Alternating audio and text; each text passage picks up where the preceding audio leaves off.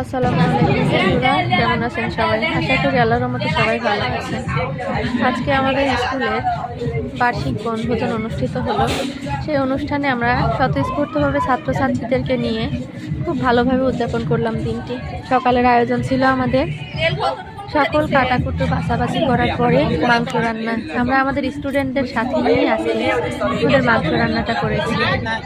অন্যান্য সব স্কুলের মতো আমাদের স্কুলের আয়োজনটা একরকম ছিল না, কিছু ভিন্ন ছিল আমাদের স্কুলের আয়োজনটা। যেমন অন্যান্য স্কুলে প্রতিবার আমাদেরও হয় এরকম যে প্রতিটা ক্লাসের সব স্টুডেন্ট আমরা একসঙ্গে রান্না বান্না করে খাই, কিন্তু আমাদের এবারের আয়োজনটা ছিল কিছুটা ভিন্ন।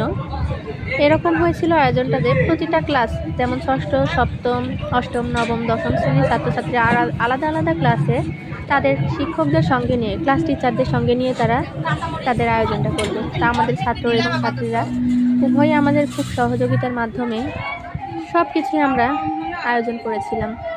আমাদের স্টুডেন্ট ছিল ষষ্ঠ শ্রেণীতে ৭৬ জন। আমরা ৪ জন টিচার মিলে আমাদের ৭৬ জন ছাত্রছাত্রীদেরকে সঙ্গে নিয়ে আমাদের রান্না বান্না কাজকর্ম সকল কিছু একসঙ্গে করেছি আমরা। এই পর্যায়ে আমরা মাংসের ভিতরে সব ধরনের মশলাপাতি দেওয়ার পর লবণ, মরিচ, রসুন এবং বাদবাকি যা কিছু মশলা ছিল সব কিছু আমরা দিয়ে দিচ্ছি সবাই মিলে। আমাদের টিচার এবং আমরা স্টুডেন্ট সবাই মিলে আমরা একসঙ্গে কাজগুলো করেছি।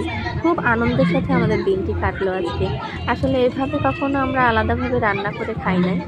আজকে আমাদের প্রতিটা ক্লাসের সামনে, প্রতিটা ক্লাস টিচার এবং আরও অন্যান্য সহকারী শিক্ষকরা সহ আমাদের স্টুডেন্টরা প্রতিটা আলাদা আলাদা ব্যাগে রান্না হলো। একটা অন্যরকম মুহূর্ত আজকে উদযাপন করলাম। তার সাথে আমাদের স্টুডেন্টরা নাচ, গান, কবিতা আবৃত্তি সব কিছুর মাধ্যমে দিনটি আসলে উদযাপন করলো।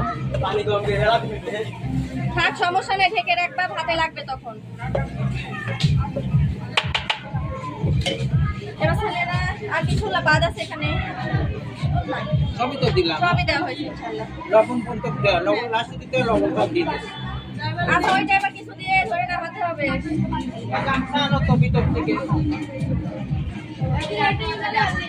যে দেখুন, আমার ছোট ছোট কোমলমতি ছাত্ররা তারা কিন্তু চুলায় আগুন দিয়ে পানি গরম করছে।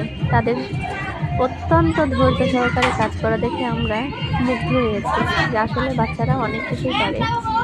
আবার ভেবে বসবেন না ছাত্ররা একাই করছে। আমরা 4 জন শিক্ষক শিক্ষিকা তাদের সহযোগিতা করেছি। একসঙ্গে তারা আমাদের হাতে হাত লাগিয়ে কাজ করেছে। আরেকদিকে দেখতে পাচ্ছি আমাদের সপ্তম শ্রেণীর শিক্ষকরাও তাদের ছাত্রদেরকে নিয়ে রান্না শুরু করে দিয়েছে। খুব